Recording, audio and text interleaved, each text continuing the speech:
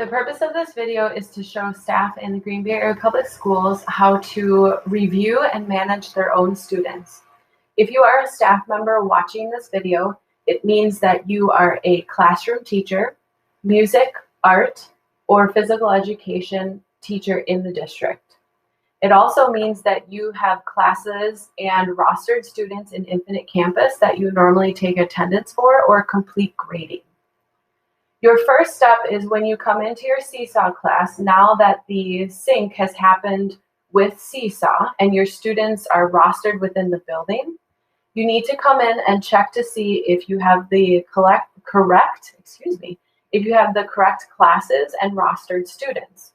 So your first step when you come to your account is, if you're logged in, you will need to click on the settings wheel in the top right corner, sign out,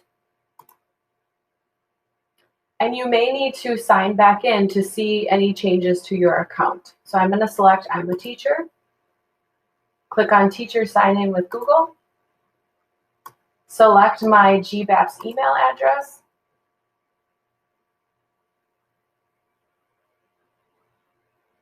once I am signed in, I can now view my new classes and rostered students.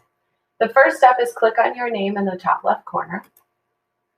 Here you will see the classes that were loaded for you that are based off of information from Infinite Campus.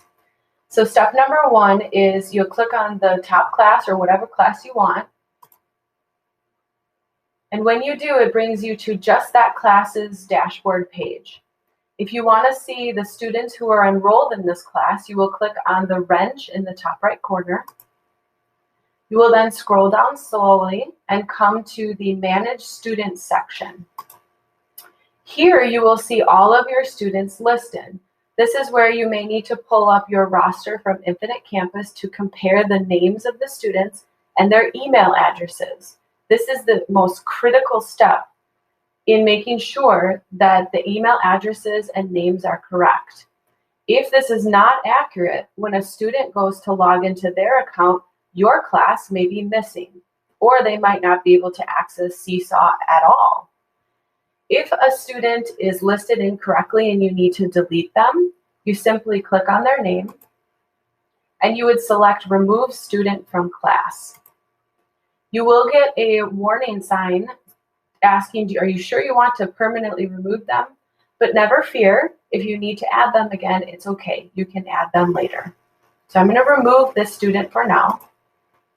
And I've looked at the rest of my list and all is well. However, I noticed that maybe in a week or two, I get a new student. This is the same area where you would need to come to enroll that new student. So I'm going to go ahead and from Infinite Campus, I can either copy and paste their email, or I can just simply type it in.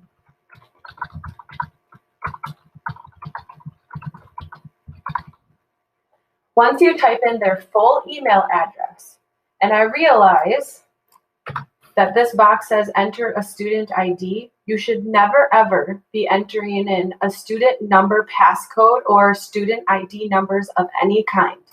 It will always be their student email address. Okay, once you enter in the address, I'm just going to highlight and then I'm going to copy. Because then when I click on Look Up Student, okay, it showed up right away, which is excellent. So because the students were enrolled in your building beforehand, it's easy to then see them in the system. So now I see my student's name. I see that the email address is accurate. I have compared it with Infinite Campus. When you click Add Student, now your student is rostered to your class.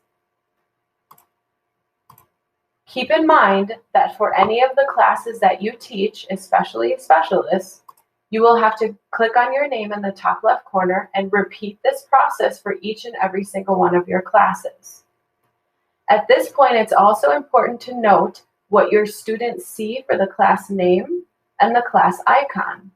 So you may want to consider going into this class, and if you want to change the name or the icon that the kids see the picture, you would click on the wrench in the top right corner. And now this is where I can alter the class name if I need to, or edit that class name. I can also click on class icon, and this is where I can select an image that's been provided in Seesaw, or I can select upload image. For specialists, you may want to consider using the universal Seesaw icons, because then it doesn't matter which building a student goes to or transfers to, then they recognize that music class is always the same symbol, or PE class is always the same symbol. Make it easy for your kids to recognize your name or your class symbol. If you have any further questions about how to manage or review the students that have been added to your classes, or if you have any more questions about how to alter the class name and the icon, please contact your building technology integrator or library media specialist.